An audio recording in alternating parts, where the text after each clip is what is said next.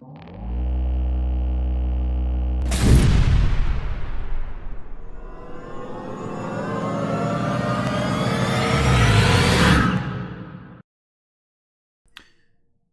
morning, good morning, good morning, and welcome back to another episode of the Mysticism Decoded podcast. I am your host, Aleph.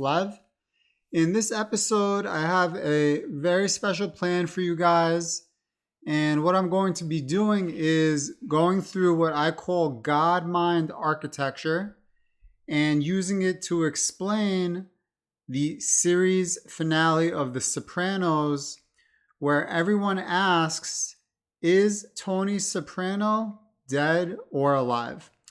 So if you didn't see the series finale of The Sopranos, the reason why it's so confusing, because at the end of the episode, after much tension has built, it just goes to black, leaving the ending to the imagination of the audience.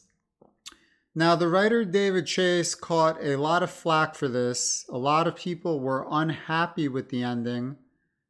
I'm not going to say it was necessarily the best ending ever, although I'm a big David Chase fan. I think he's a genius. He's done great work. However, what is clever about it is that it does leave room for the audience to interpret it the way that they see fit. Now, you have some people that argue that Tony Soprano is dead. You have other people that argue that Tony Soprano is still alive.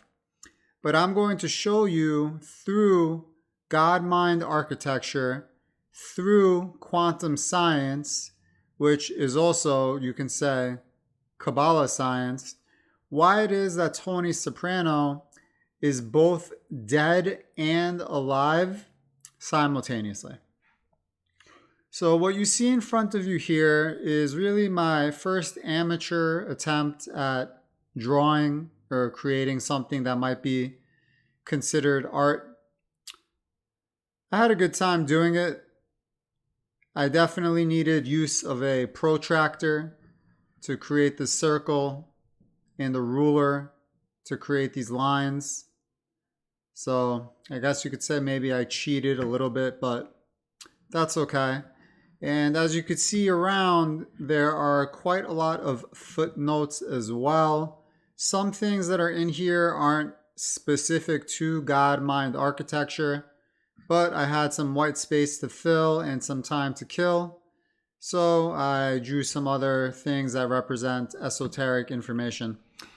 But let's go through this document, and my goal is to help you guys understand how God-mind architecture actually works, why there are infinite timelines, and how this helps to explain the series finale of The Sopranos, where we are meant to understand that Tony is both dead and alive. So first things first, let's start with the top image here, the circle. Now, in the Kabbalistic realm, the circle is associated with God for the following reasons. We know that God, also known in Kabbalistic terms as Ein Sof, meaning no end or infinite, having no beginning and no end, this matches the characteristics of a circle. A circle has no beginning and it has no end. In this way, it also represents infinity or being eternal. Now, when I say Ein Sof, if you didn't catch this on previous pods, Ein Sof means no end or infinite in Hebrew, and I submit to you this represents infinite consciousness, infinite creativity, infinite love, but most importantly, infinite speed of vibrations, which represent the state of all potentiality. Now, anything that is not in a state of all potentiality is confined energy. So you are meant to understand that the universe and everything in it is actually confined energy. Now, if we start looking at the interior of the circle, we notice that we have a number of spokes. So what these spokes represent is information pathways or communication connections. So who and what is communicating to who and what. Now, if you look at the perimeter of the circle, you could see that I have heavier dots at the intersection points where the spokes meet the perimeter of the circle. These heavier colored in intersection points, these are meant to represent what is known as our higher selves. Your higher self is your highest, most competent form of consciousness, the largest form of consciousness associated with your individual spirit, and essentially is a step or so removed from God. But as we can see from this photo, all higher selves are actually in communication simultaneously because they simultaneously connect with that intersection, and this middle point here of the circle is actually meant to represent the infinite consciousness that is God. So what is this infinite consciousness exactly? If you missed it on prior pods in the Gateway series, infinite energy is another way of saying infinite light. Why is that? Well, if you remember Albert Einstein's equation, E equals mc squared, well, that's how it was given to us in the English language. But if you looked at his original formula, he actually wrote L equals mc squared. So understand that energy equals light. So if we are talking about infinite energy, we are talking about really infinite light. So what is light? Light is an electromagnetic wave. So if God is infinite energy, infinite light, an infinite electromagnetic wave, then what we are really saying is that this consciousness that is God is really an infinite photon. So if you think about the New Testament for a moment, how often do you hear the terms Jesus and light? You hear it oftentimes in the New Testament. Let's not get into that too deeply, but I just wanted to put it out there so that people without context can start to put it in context a little bit. Now, what this means is if God is infinite energy, infinite light, anything that is not exactly infinite energy, vibrating at the speed of infinity to be in a state of all potentiality, means it is confined energy. So if we look at our individual higher selves here, which are represented by the heavier points around the perimeter of the circle, understand that this is me, this is you, this is your friend, your cousin, your mom, sister, brother, etc. And each of us is confined energy. This is our spirit. This is the highest form of our spirit, the higher self. But if this is infinite energy and infinite light, and this is confined energy and confined light, and we said that God is an infinite photon, then what we are meant to understand is that our spirit is a finite photon. But that also means our spirit is an electromagnetic wave. Our spirit is light. So again, New Testament, think about Jesus and light, okay? Now, even though we are all separated, as you can see here, we are in constant simultaneous communication through the God consciousness. So another interpretation that we are meant to understand is that the God consciousness is an information gathering agency who is also freely distributing that information. And whenever you think about what it means to be able to remote view, to read the Akashic records, to look at the past, present, and future, as we discussed in prior pods in the Gateway series, that is information being distributed freely.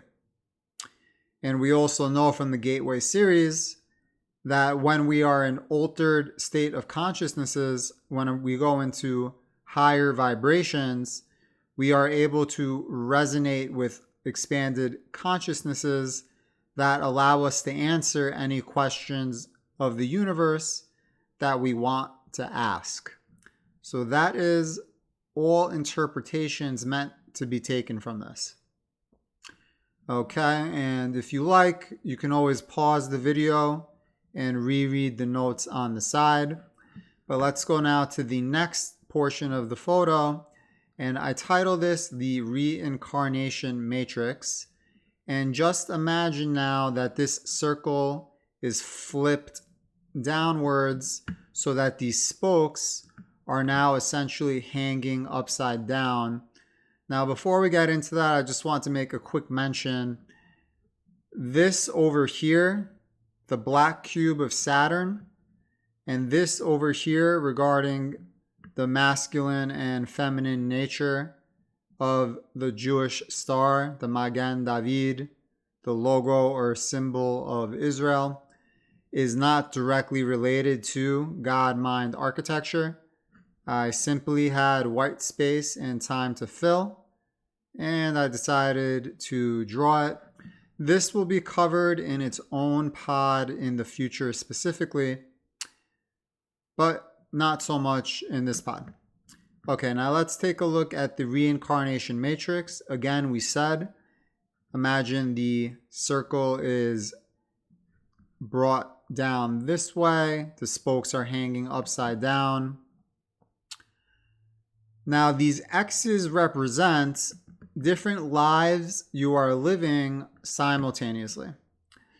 So although right now you are experiencing, let's say, life X1, and you're not aware of your other lives happening simultaneously, X2, X3, X4, they are. And the reason why you are experiencing time linearly, moment to moment in your identity as you are, and not experiencing all lives simultaneously, as I teased on previous pods, is because the way our time-space dimension, how the fourth dimension is oriented in regards to the fifth dimension. And the fifth dimension, this is one of my major findings and translations that I wrote about in my book, Connect to Source, which decrypts the first book of Kabbalah, the Sefer Yetzirah, the book of creation, and translates it via the lens of the gateway process and other similar texts. That the Hebrew word sipur, meaning to inform, is meant to describe the characteristics of the fifth dimension, and I translate these characteristics from the Sefer Yetzirah into modern science, integrating that with what we know about quantum science and other specific information that was released by government whistleblowers and essentially confirmed other information that was presented in certain books for how they conducted certain experiments within the Philadelphia Experiment and Montauk Project. Again, I'll be getting into that in more detail in the future on its own pods as I cover my book, Connect to Source. But if you don't want to wait for that video, please feel free to buy my book. It is on Amazon. The link is in the all descriptions link, or all links in my description rather, for this video. It is not expensive. I purposely kept it extremely affordable so that information is accessible, but I would really appreciate the support. So if you do go ahead and buy it, you will be getting early access to not only that, but information regarding as to how and why the golem is real and not a myth, information as to the origin of the shapes of the Hebrew letters, and a lot of other goodies. But okay, so we live these lives simultaneously, but we experience them moment to moment the way we do because of how the fourth dimension is oriented in regards to the fifth dimension, which governs the fourth dimension. So as I said up here, our spirit, who we really are, is actually light, is energy. Now, imagine your life here in X1, the body is starting to perish, but the body essentially dies out.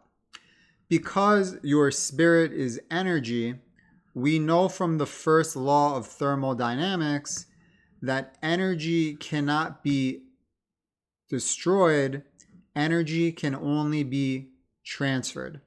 So there's no such thing as death of the spirit. There's only such thing as death of the body.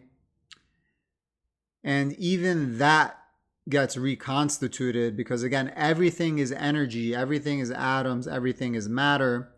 But specifically, your energy form, your energy pattern that represents your spirit, your individuality, your soul, what it does lifetime to lifetime is it changes its aspect and is now incarnating in a new body to have a new experience.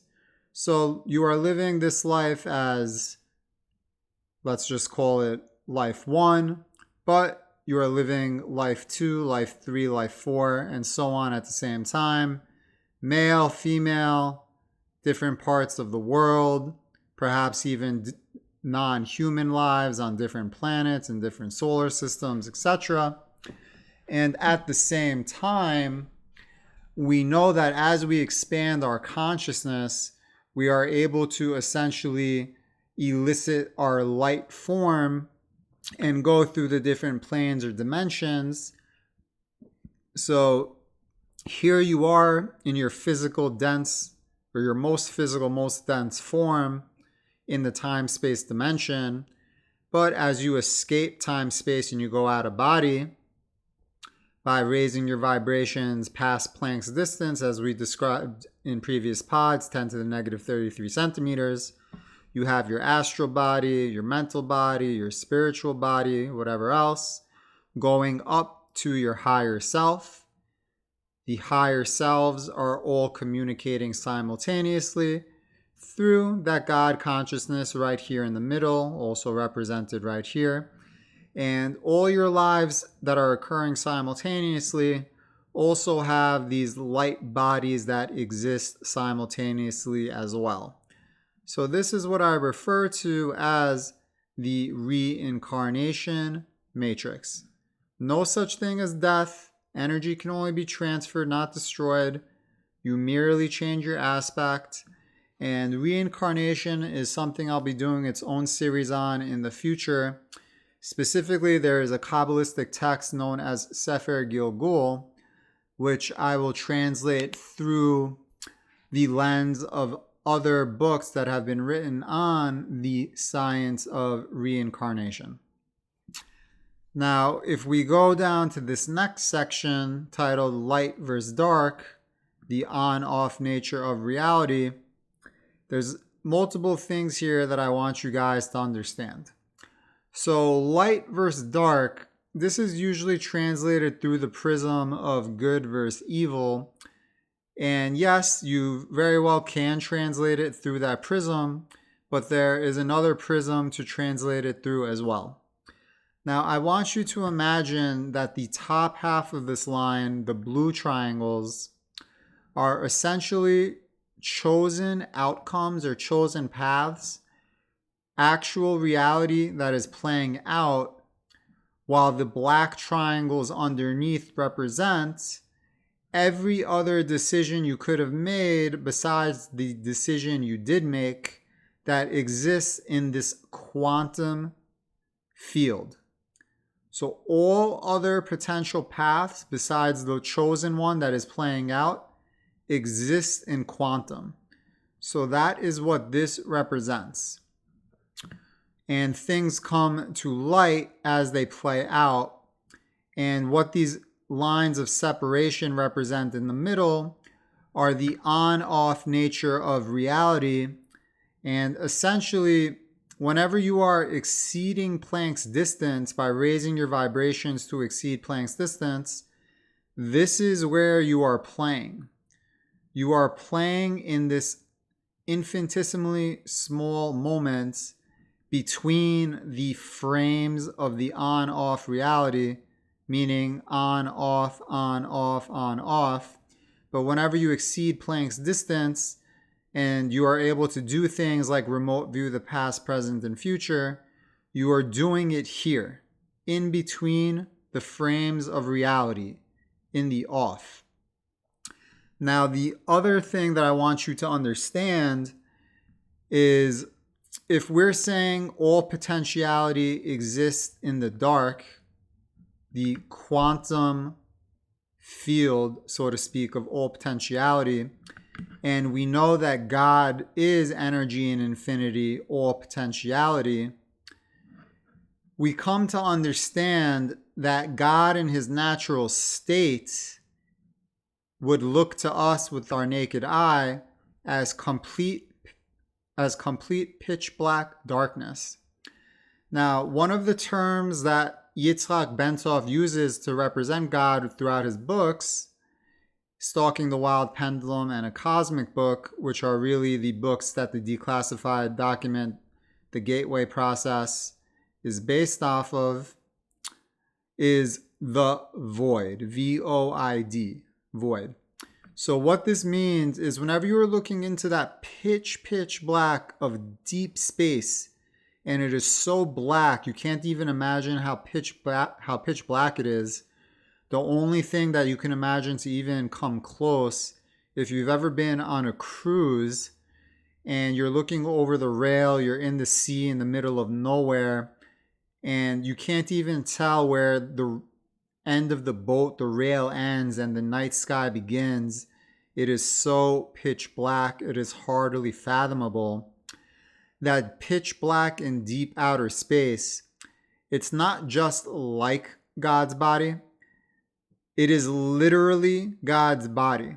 That is energy vibrating in the state of infinity, at the speed of infinity. And when you have energy vibrating at the speed of infinity in a state of all potentiality, it is pitch black as it looks in deep space.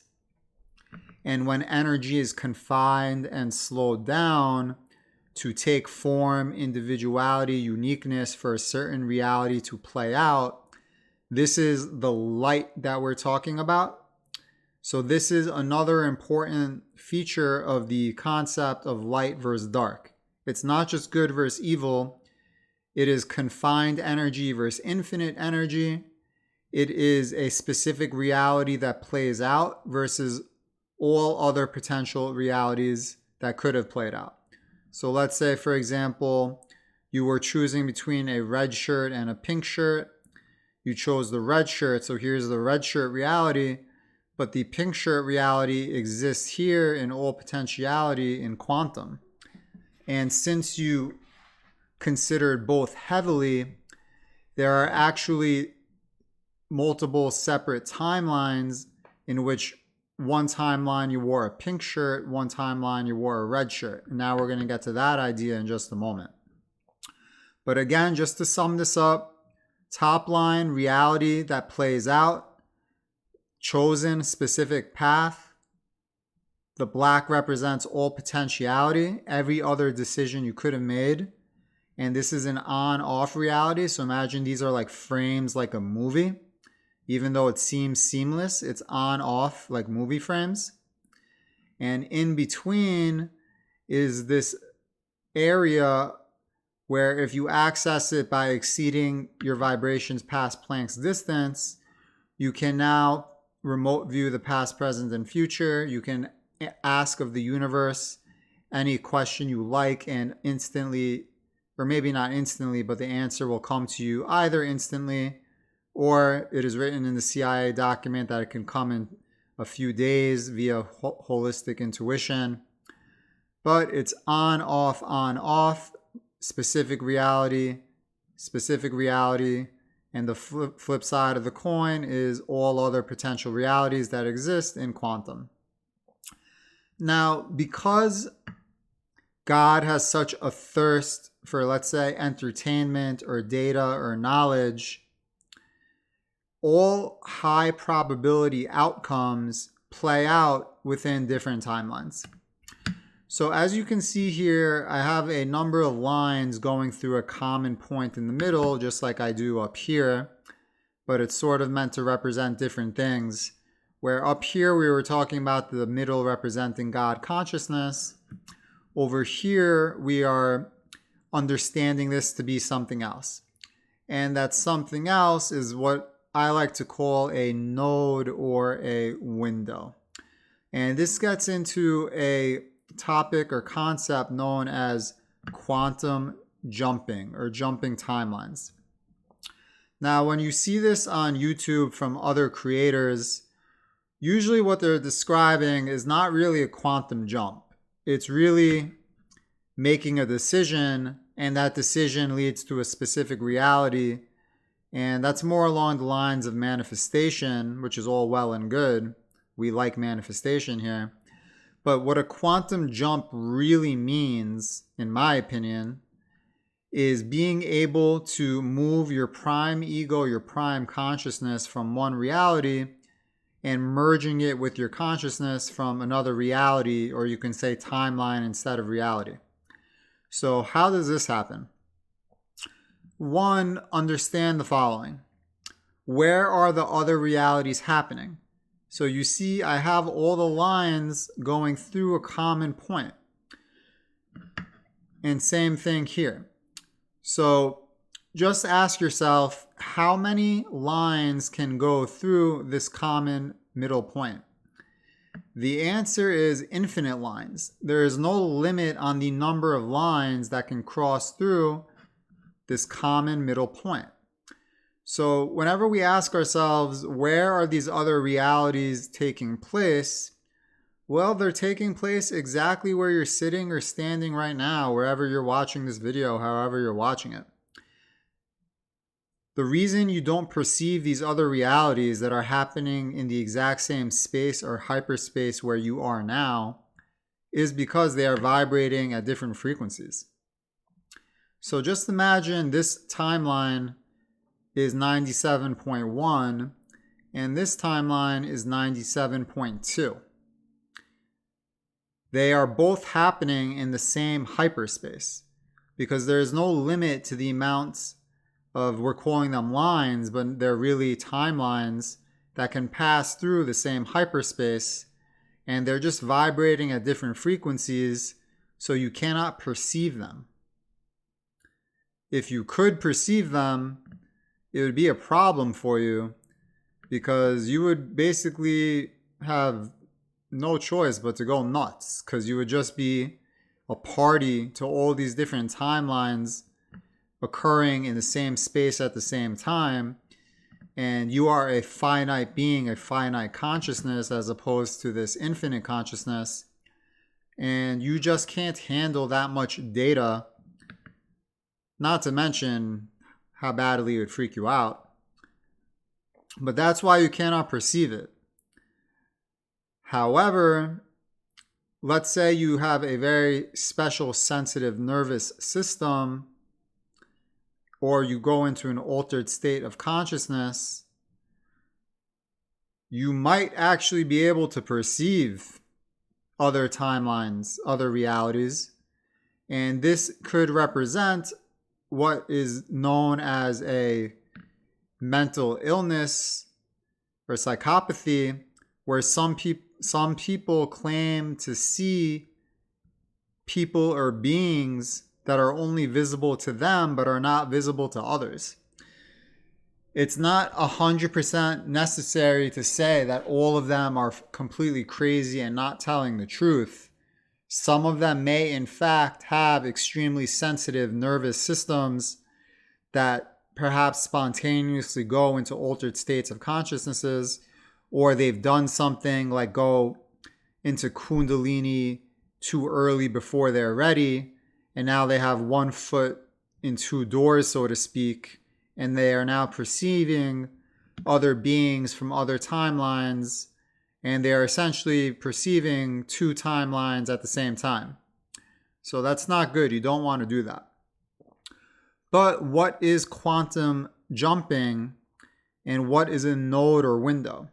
So like I said, let's say that 97.1 is your prime ego, and this node or window where all the timelines crisscross through and intersect, it basically becomes a doorway if you are skilled enough to raise your vibrations and manipulate your spirit and energy to essentially go through this node or window, and then to merge your consciousness with your consciousness that existed in that other window. So your prime ego would essentially go on a journey through this node, merge with your consciousness here, and now you have a new consciousness seemingly with the best of both worlds in terms of having experiences, knowledge, and data from both realities.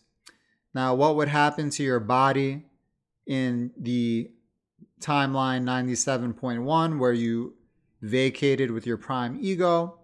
The best answer, as to my studies, is that another piece of your very large consciousness would be severed off by the higher self and placed into the body.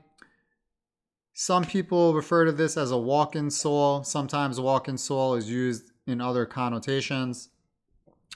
But essentially, you would have another piece of your spirit take over that body that may not know any better, that it had not been the exact piece of your spirit there prior. But in 97.2, you are now a super consciousness merged that vacated one timeline in reality and entered another. And this is what actually quantum jumping and timeline jumping really means. Now, this might sound like lunacy to you, but consider that there are people in this reality that claim to have done this. And also understand that we live in a reality that is God's imagination crystallized via the means of confined energy to be dense and physical, but nothing is impossible. Anything that could be conceived is possible.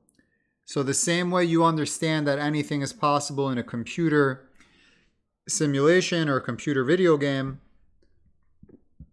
our reality is the same thing. Except instead of a digital computer simulation like smart people who are not spiritual like to say, it is equivalent to that, but it is God's imagination come to physical life via a confinement of energy. Now, I have another parlor trick that I want to show you guys regarding this to help drive that point home that I'll show you in a second. But back to the question as to whether or not Tony Soprano is alive or dead, and I'm telling you he is both alive and dead, is because, like I mentioned, all high probability outcomes play out in the different timelines. And when you have the luxury of being God and you have the thirst for entertainment and knowledge, and you would like to see all the different paths that could have been taken play out to see what would have happened and learn from them, and at the same time your higher self is also learning from these different paths as well to evolve, because one of the main points of life is to evolve consciousness. So there's no better way to evolve consciousness than to see how each different path would have played out and to learn from them. So although you experience one path, one reality playing out, you have not only multiple lives happening simultaneously, but infinite timelines or infinite branches that branch off. And that's what is represented by these little branches here on the end of the circle. So in the series finale, where it cuts to black after tension was building, we saw some suspicious figures. Did Tony get murdered or did he live? Because both are such high probability outcomes that God would want to see both paths play out, we know that Tony Soprano is both dead and alive in different timelines. In one timeline, he's dead, or multiple timelines, he's dead. In multiple timelines, he is still alive. Now, as I say this, I also want to point out that the actor of Tony Soprano, Jim Gandolfini, also passed away too soon and under unfortunate circumstances. And I'd like to actually dedicate this video to James Gandolfini. May his memory be a blessing. Kol hakavod to you. And proper respect should be shown for that. So that's why I wanted to mention it. But in terms of the quantum science, the quantum field of all potentiality, the nature of the universe of infinite timelines where all high probability outcomes take place, Tony Soprano is both dead and alive.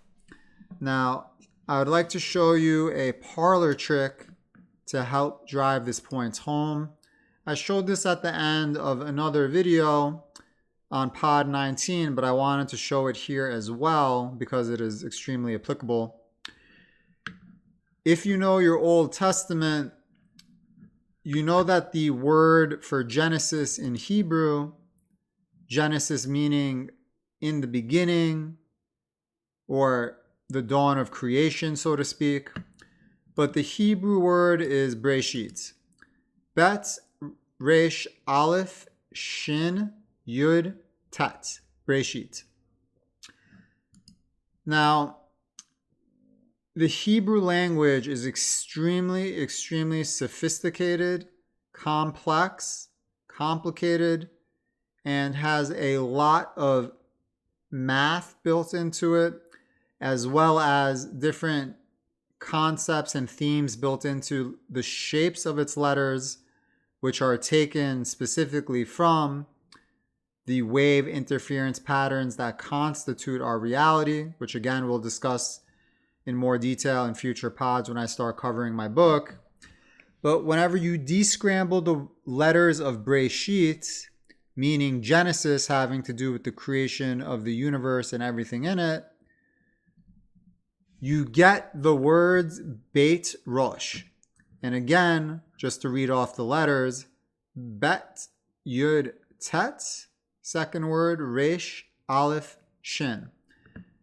In Hebrew, Beit or Bait means house, and Rosh means mind or head.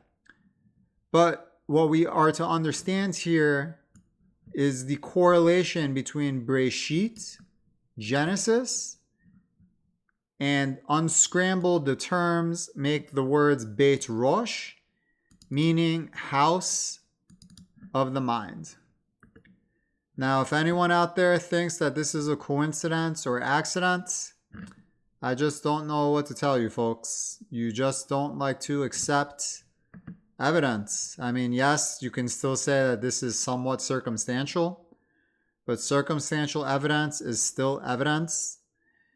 And there are other, what I feel are hardcore, Bitcoin tough, bulletproof pieces of evidence that come from the Sefer Yetzirah to also drive home this point, especially in regards to the Hebrew letters, which we'll get to.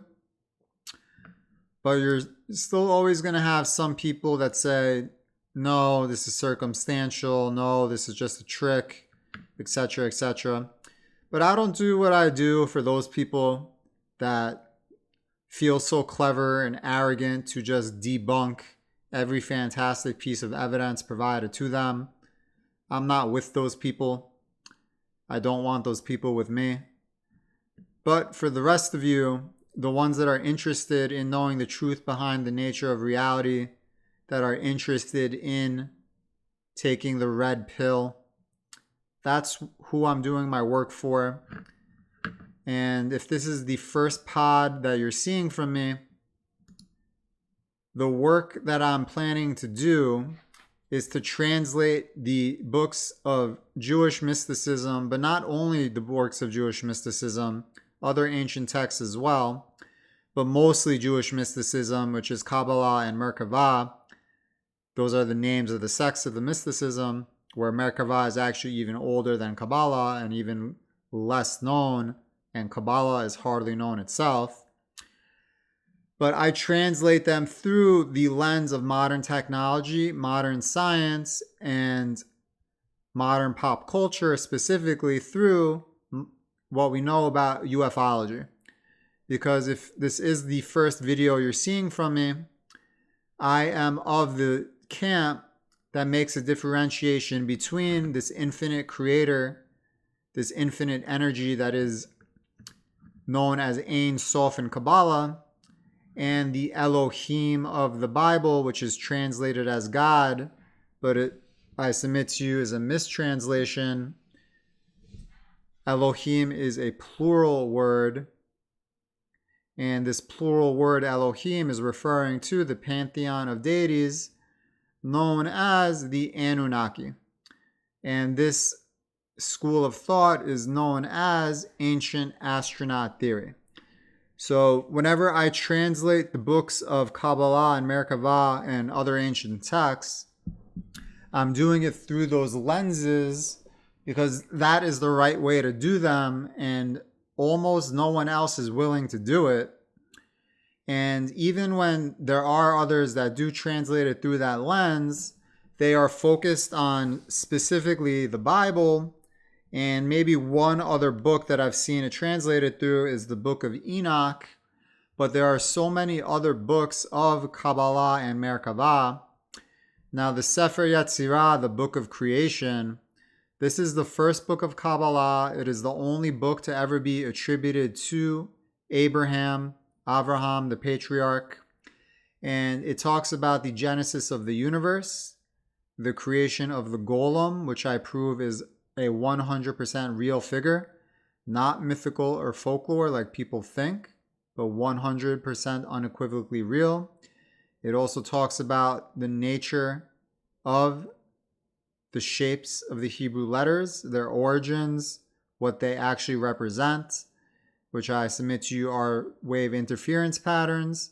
And there's other evidence for this as well, which I didn't even have a chance to put in my book, but I will cover in the YouTube videos. And other goodies. So it's really an unknown book. It has never been translated the way I have translated it. If you don't want to wait for that to come out, you can just buy it on Amazon for the low price of $9.99 for the audiobook or $13 for the paperback. Like I said, I'm not looking to price gouge. I don't want to gatekeep from those that wish to know the information. I'm looking to stay accessible. And in fact, most of everything that I do, I'm going to be doing essentially for free on YouTube, because I feel that that's really the right way to go about it. But in order for me to do that, the one thing I ask from you is to support me, even if you don't buy the book, at least to subscribe to the channel, like, share, comments. Same thing all the other YouTubers ask for. It makes a big difference in the algorithm. This was really the last episode of the Gateway series process. This is a wrap-up video. I thought that translating it through the lens of the Sopranos season finale would be fun because it's such a hotly debated topic. Did Tony Soprano die? Did Tony Soprano live? And now you know. Tony Soprano died and he lived. and in the different timelines each one plays out for God's entertainment, as well as the evolution of consciousness. And you can really think of reality not only as a source of delight for God, which it is, but as God unfolding himself to himself in order to know himself. So I hope you guys enjoyed today's pod. I hope you enjoyed my little parlor trick with Breshit and Beit Rosh. I promise you, if you do this for a friend or family member in person who's familiar with the Old Testament but doesn't know about this parlor trick, you will see the light in their eyes come to bear. For the real ones, there's no other reaction. I know how I reacted the first time I saw this. So the next video is going to be the start of a new series for me to start going over my book, translating the Sefer Yetzirah through the lens of the declassified CIA document, The Gateway Process. The first series essentially covered the Gateway Process, and this is the culmination of that. So until next time, thank you for joining me. Aleph Lev out.